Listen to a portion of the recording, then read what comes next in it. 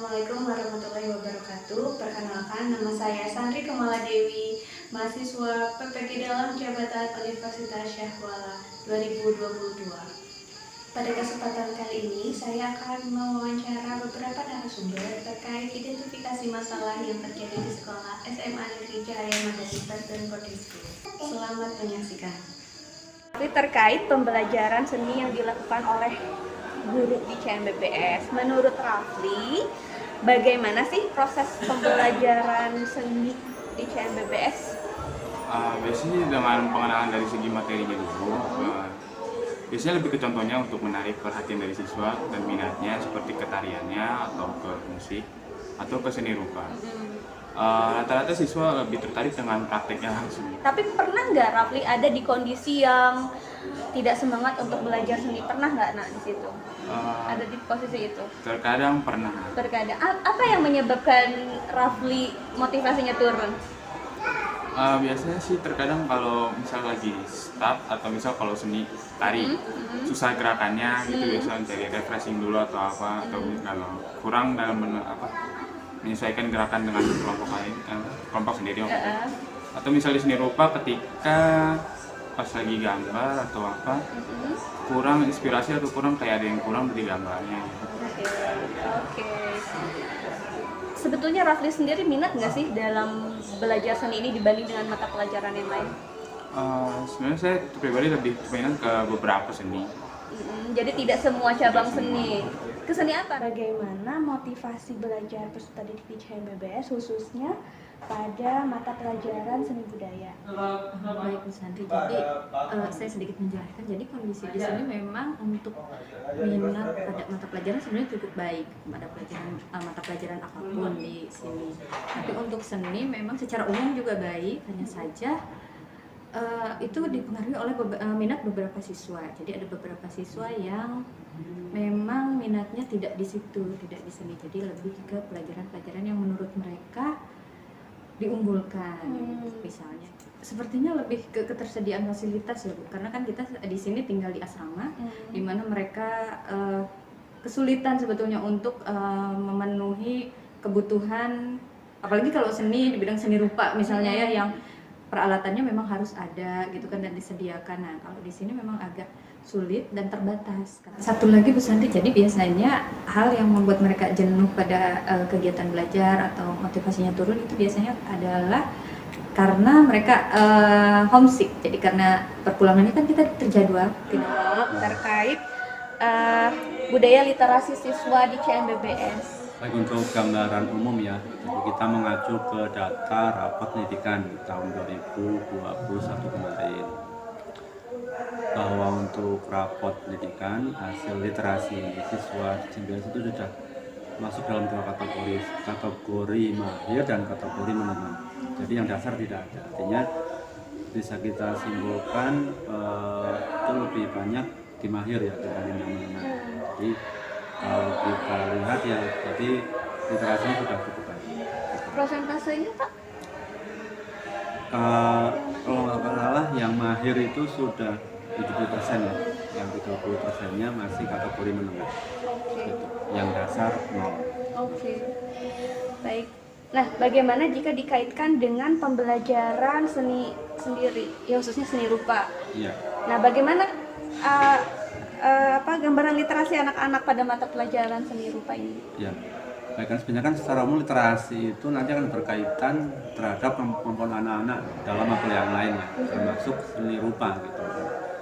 Bahwa siswa bisa menerjemahkan karya ataupun membuat karya itu kan artinya berkaitan nanti dengan kemampuan literasi, meskipun tidak berhubungan langsung dengan membaca misalkan, akan tetapi seorang yang punya literasi yang tinggi itu biasanya akan mempunyai kemampuan dasar yang tinggi juga. Artinya kalau dikaitkan dengan kemampuan anak dalam bidang seni rupa ya, tentunya anak-anak dengan kemampuan literasi yang tinggi, harapannya ya dalam hal seni pun juga bagus gitu ya, entah itu dalam membuat karya ataupun istilahnya menikmati sebuah karya seni rupa, mengapresiasi seni gitu. tanggapan Bapak terkait RPP berdiferensiasi ini, apakah guru sudah banyak yang melaksanakan ini gitu di CM? Maksudnya sesuai gitu dengan Yang pertama untuk kemampuan membuat RPP-nya sendiri udah, salah itu guru udah pada bisa ya. Cuma memang untuk implementasi di kelas sendiri untuk ini masih tahap ini istilahnya, tahap mencari bentuk istilahnya ya, karena kan ini hal yang baru gitu ya, hal yang baru, sehingga sebagian guru sudah memulai meskipun ya mungkin untuk berdiferensiasi sendiri masih belum semuanya kan, karena kan kita bisa mengambil beberapa hal ya, bisa di cara pembelajarannya, bisa di produk hasil belajarnya yang kita ambil ya untuk belajar sendiri. Sehingga untuk guru-guru di TMPS ya khususnya kan baru yang kemarin guru kelas 10 ya yang menerapkan kurikulum merdeka itu yang istilahnya sudah belajar lebih dahulu. kendala apa sih yang biasanya dialami siswa ya sehingga menyebabkan terkadang motivasinya untuk belajar seni itu menurun?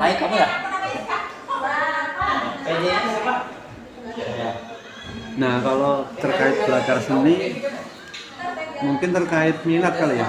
Nah ini menurut saya, kalau saya pribadi ya, saya pribadi contoh misalkan saya tuh nggak bisa gambar gitu, sehingga kalau belajar menggambar saya jadinya nggak suka gitu, karena nggak bisa menggambar.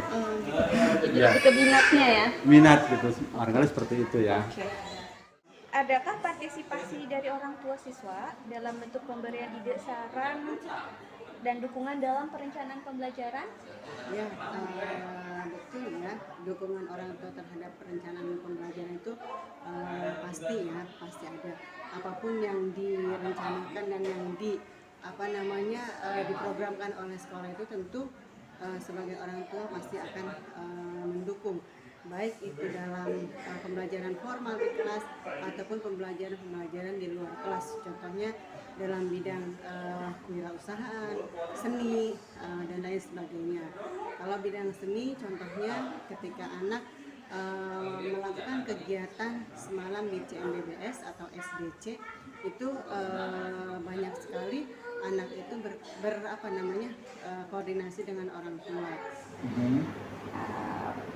Jika melihat kondisi saat ini, sebenarnya menurut Bapak apa yang paling dibutuhkan oleh guru berkenaan pembelajaran berorientasi pada keterampilan berpikir tingkat tinggi atau higher order thinking skill? Iya. Higher order thinking skill itu kan keterampilan berpikir tingkat tinggi ya, yang kalau dalam taksonomi Bloom, termasuk taksonomi Bloom yang sudah direvisi itu kan kategorinya C4, C5, C6. Memang pembelajaran ini tidak mudah. Pertama, guru memang harus memahami betul apa itu C4, C5, C6. Kemudian yang kedua harus mampu mengkonversi pemahaman itu menjadi strategi pembelajaran yang tepat begitu. Dan itu biasanya tidak mudah karena biasanya juga membutuhkan pendukung-pendukung yang tepat gitu ya, sarana prasarananya, medianya, kemudian pengaturan waktunya, termasuk juga kesiapan siswanya. Gitu. Ada anggapan bahwa pendidikan anak itu adalah tanggung jawab guru di sekolahnya. Nah, bagaimana menurut Bapak terkait anggapan ini? Iya. Ya tidak terlalu salah sih, memang sekolah punya tanggung jawab untuk mendidik anak-anak ya, murid-murid atau peserta didik. Cuman kalimat itu harus dilanjutkan gitu, jadi tidak stop di sekolah. Jadi pendidikan anak-anak itu menjadi tanggung jawab kita semuanya. Ya kita semuanya yang dimaksud adalah sekolah, orang tua dan masyarakat.